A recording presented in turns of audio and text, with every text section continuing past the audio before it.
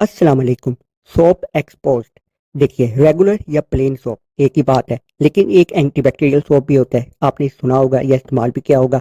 आज हम इन दोनों के दरमियान फ़र्क जानेंगे, ये दोनों काम कैसे करते हैं ये भी जानेंगे, इसके फ़ायदे और नुकसान पर भी बात करेंगे।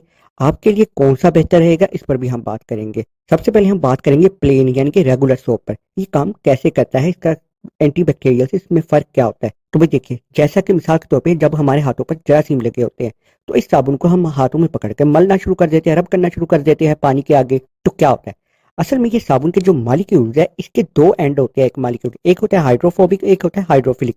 हाइड्रोफोबिक दरअसल पानी के साथ जुड़ जाता है, और जो हाइड्रोफिलिक है, जो यानी कि सिरा हाइड्रोफिलिक वाला होता है, वो जरासीम के साथ जुड़ जाता है।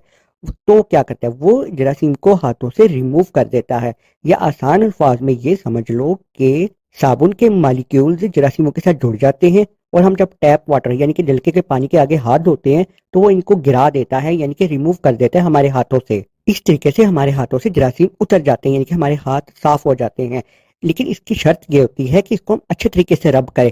देखिए, अगर हम 15 सेकंड के लिए रब करते हैं तो 90% जरासीम रिमूव हो गए। अगर हम 30 सेकंड के लिए रब करेंगे साबुन को हाथों पर, तो फिर 99.99% जरासीम रिमूव हो जाएंगे। तो इसका मतलब यही है कि हमें अच्छे तरीके से हमेशा रब करना चाहिए। अब हम बात करेंगे एंटीबैक्टीरियल सोप पर, कि इसका नॉर्मल सोप से क्या फ़र्क है या ये काम कैसे करता है। देखिए भाई, एंटीबैक्टीरियल में एक खास किस्म का केमिकल इस्तेमाल किया जाता है, जो कि ज़रा हार्श यानी कि तेज केमिकल होता है।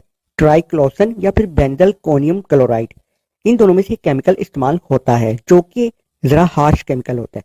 अब ये क्या करता है, देखिए मैंने आपसे पहले कहा था कि प्लेन सोप रिमूव करता है जरासीमों को, वो मारता नहीं। अगर वो रिमूव करता है तो उसका मतलब है कि वो जरासीमों को नहीं मारेगा।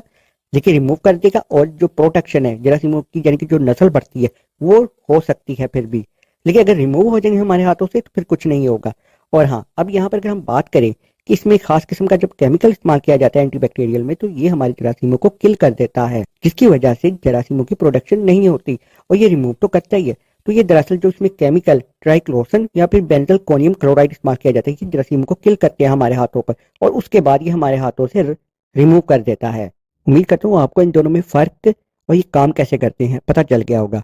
लेकिन अब हम इनके फ़ायदे और नुकसान की भी बात करते हैं। देखिए, जो एंटीबैक्टीरियल सोप होता है वो ज़रा महंगे होते हैं नॉर्मल सोप की निस्बत। जैसा कि मैंने आपसे यह भी कहा कि एंटीबैक्टीरियल सोप हमारे जरासीमों को किल करता है।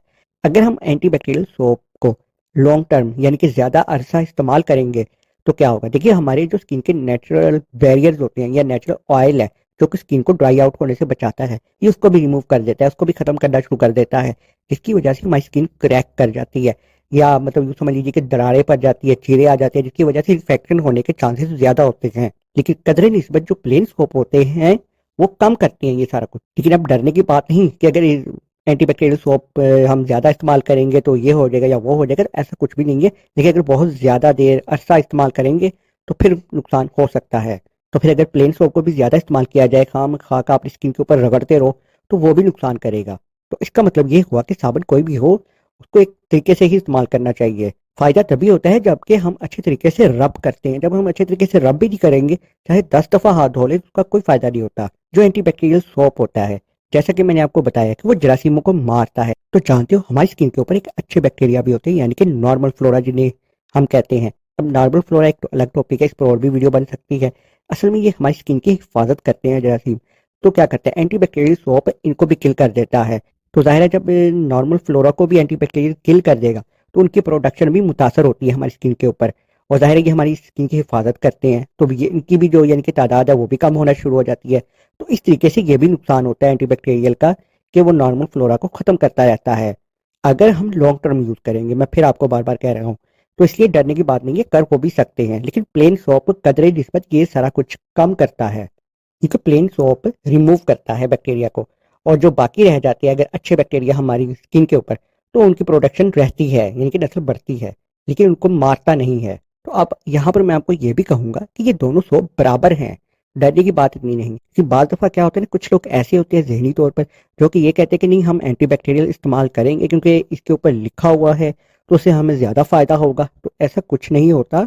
फिर मैं वही कहूँगा, ज़्यादा देर इस्तेमाल करने से नुकसान हो सकता है, लेकिन जो प्लेन सोप है वो कदरी निस्बत कम नुकसान करता है। अगर हम एंटीबैक्टीरियल का ज्यादा इस्तेमाल करते हैं तो ज़ाहिर है वो स्किन को भी ड्राई ज्यादा करेगा, लेकिन नॉर्मल सोप जरा कम करेगा।